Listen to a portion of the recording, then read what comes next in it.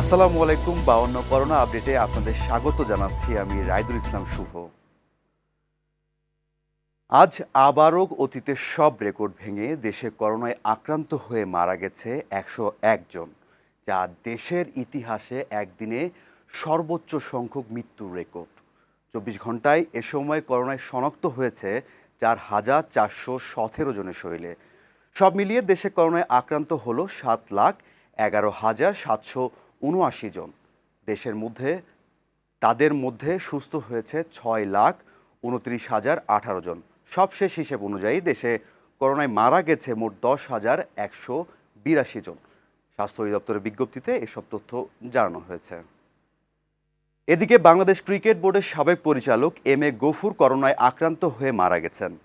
ভোরে Rangpur dedicated corona isolation হাসপাতালে চিকিৎসাধীন অবস্থায় তার মৃত্যু হয়। তিনি রংপুর জেলা ক্রীড়া সংস্থারও সাবেক সাধারণ সম্পাদকের দায়িত্ব পালন করে আসছিলেন। মৃত্যুকালে তার বয়স হয়েছিল 76 বছর। অন্যদিকে বিশ্বে করোনায় একদিনে আক্রান্ত হয়েছে 8,36,000-এর বেশি মানুষ, মারা গেছে 13,800-র বেশি মানুষ।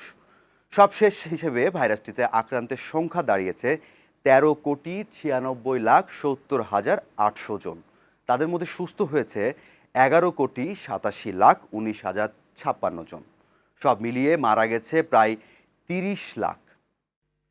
52 করোনা আপডেট এই পর্যন্তই। 52 করোনা আপডেট পেতে বিশ্বের যে কোনো প্রান্ত থেকে ভিজিট করুন 52.com, facebook.com/52digital, youtube.com/52tvdigital। ধন্যবাদ সবাইকে।